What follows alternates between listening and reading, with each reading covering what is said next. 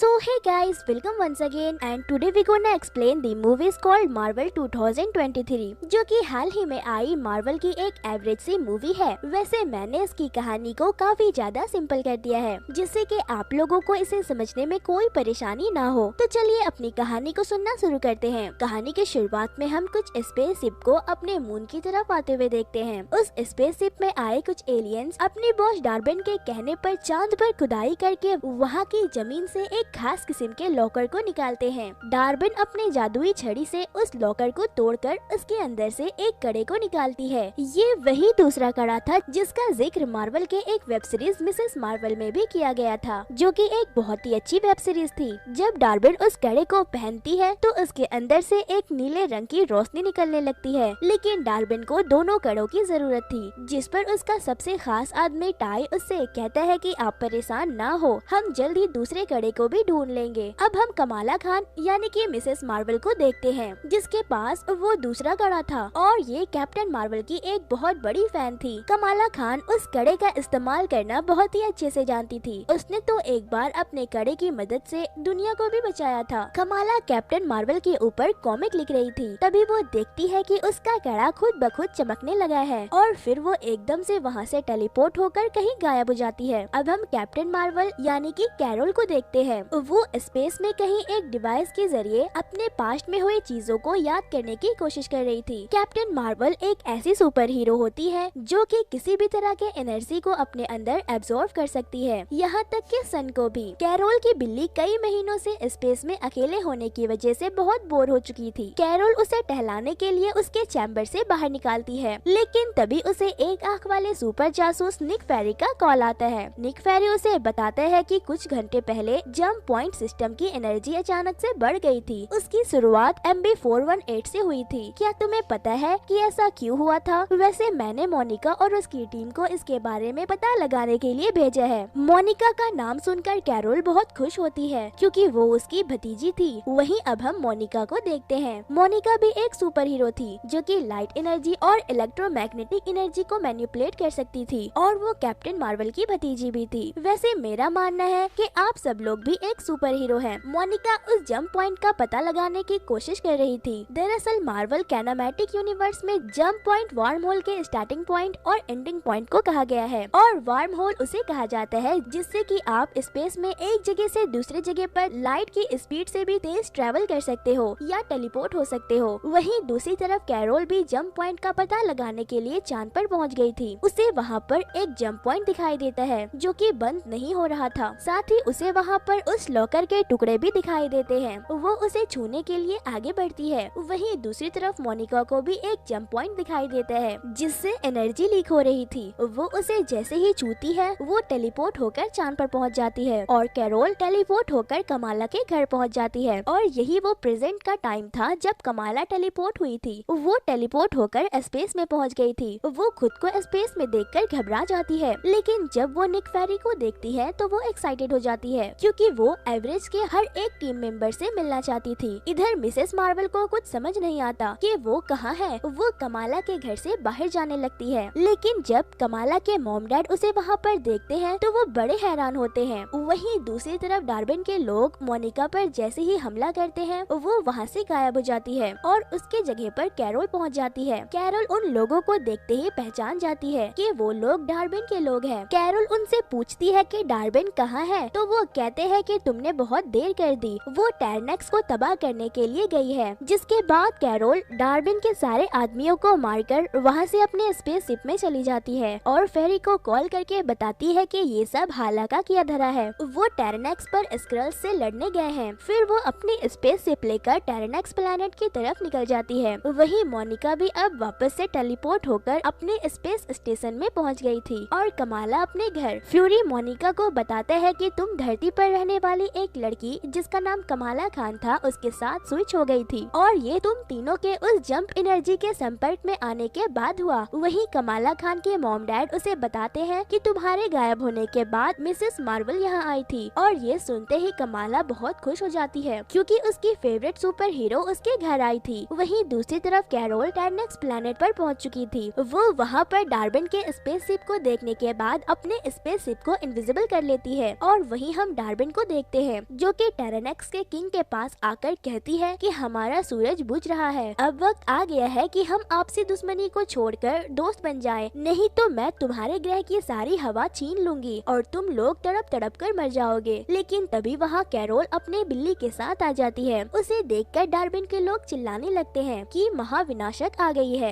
वो कैरोल पर हमला करने के लिए आगे बढ़ते हैं, लेकिन कैरोल उन्हें रोकने के लिए जैसे ही अपने ताकत का इस्तेमाल करती है, वो फिर से गायब हो जाती है और उसकी जगह पर वहाँ कमाला आकर गिरती है। एक सोल्जर कमाला पर जैसे ही हमला करने की कोशिश करता है तो कैरोल की बिल्ली उस आदमी को निगल जाती है। फिर जब दूसरा सोल्जर हमला करता है तो कमाला उसे रोकने की कोशिश करती है, लेकिन अपनी शक्तियों का इस्तेमाल करते ही कमाला वहाँ से गायब हो जाती है और उसकी जगह पर वहाँ मोनिका आ पहुँचती है और कैरोल मोनिका के जगह पर स्पेस स्टेशन में पहुँच जाती है, जहाँ फेरी उसे समझाता है कि तुम तीनों एक साथ उस एनर्जी को छूने की वजह से एक दूसरे से कनेक्ट हो चुकी हो और वो तीसरी लड़की बीच में कैसे आ रही है मुझे नहीं पता। वही कमाला जैसे ही बिल्ली को अपने साथ लेकर अपने घर आती है तो वो बिल्ली उल्टी कर देती है, जिसके अंदर से दो जिंदा एलियंस निकलते हैं, जिसे उसने अभी थोड़ी देर पहले निकला था। इधर फ्यूरी कोरिल्ला को फिर से अपने एनर्जी का इस्तेमाल करने को कहती है। वो जैसे ही अपने शक्ति का फिर से इस्तेमाल करती है, इस बार वो कमाला के घर पहुंच जाती है, जहां बिल्ली के साथ आए एलियन पूरे घर में तोड़ फोड़ करने में लगे थे, लेकिन कैरोल उन्हें खूब मारती है। उन तीनों के साथ लगातार ऐसा ही हो रहा था। जब भी उन तीनों में से कोई अपने पावर का थोड़ा सा भी इस्तेमाल करता तो वो तीनों के तीनों टेलीपोर्ट होकर एक दूसरे की जगह पर पहुंच जा रहे थे। आखिर तीनों मिलकर जैसे तैसे करके उन लोगों से लड़ते हैं और एंड में तीनों अपने अपने सही जगह पर आ पहुंचते हैं।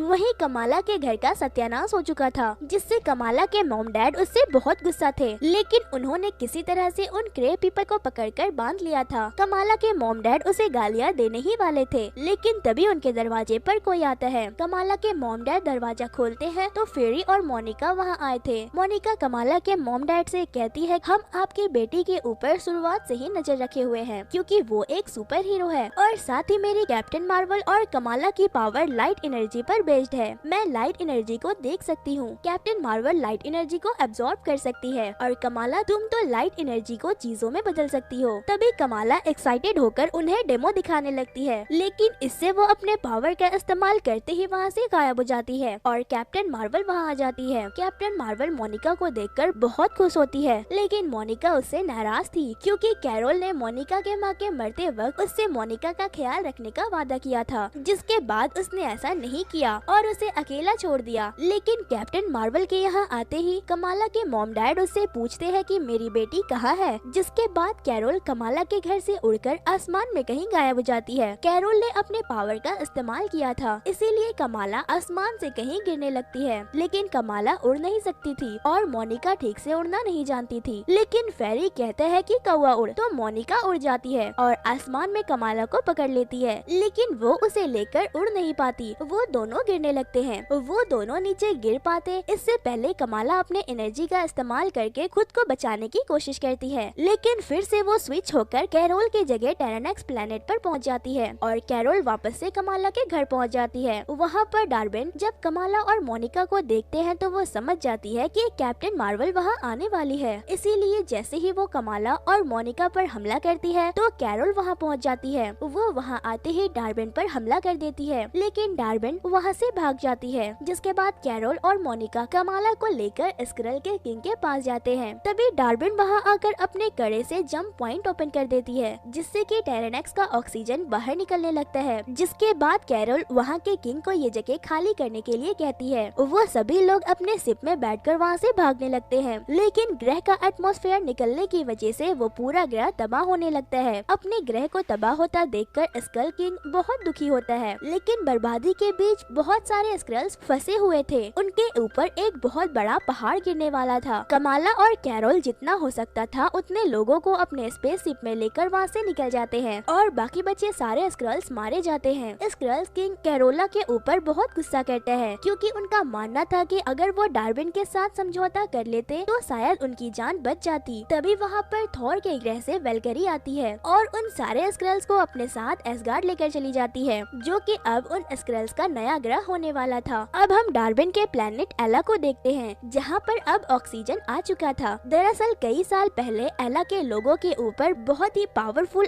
आर्टिफिशियल इंटेलिजेंस राज करता था, लेकिन कैप्टन मार्वल ने एला के लोगों को उस आर्टिफिशियल इंटेलिजेंस से आजाद करने के लिए उसे खत्म कर दिया। लेकिन उस आर्टिफिशियल इंटेलिजेंस का कंट्रोल एला की हवा, पानी और यहाँ तक कि वहाँ के सूरज पर भी था। उस आर्टिफिशियल इंटेलिजेंस के खत्म होते ही उस ग्रह की हवा, पानी और सूरज सब खत्म हो गई और इन सब का जिम्मेदार एला के लोग कैरोल को मानते थे और इसीलिए वो उसे महाविनाशक कहकर बुलाते थे। लेकिन डार्विन ने अब उस कड़े के मदद से जंप पॉइंट ओपन करके दूसरे ग्रह की चीजें अपने ग्रह पर टेलीपोर्ट करना शुरू कर दिया था। वही मोनिका अभी भी कैरोल से गुस्सा थी क्योंकि वो उसे अकेला छोड़कर भाग गई थी। लेकिन कैरोल उसे समझाती है कि मैं तुम्हारे पास वापस आना तो चाहती थी, लेकिन लोगों को मेरी तुमसे ज्यादा जरूरत थी। इसके बाद कैरोल कमाला से खुद को इंट्रोड्यूस करती है। कमाला अपने फेवरेट सुपर हीरो से मिलकर बहुत खुश थी। फिर कमाला उन्हें अपनी नानी का कड़ा दिखाती है और उन्हें बताती है कि मेरी नानी की माँ एक जिन थी और उन्हें 2 ऐसे कड़ों की तलाश थी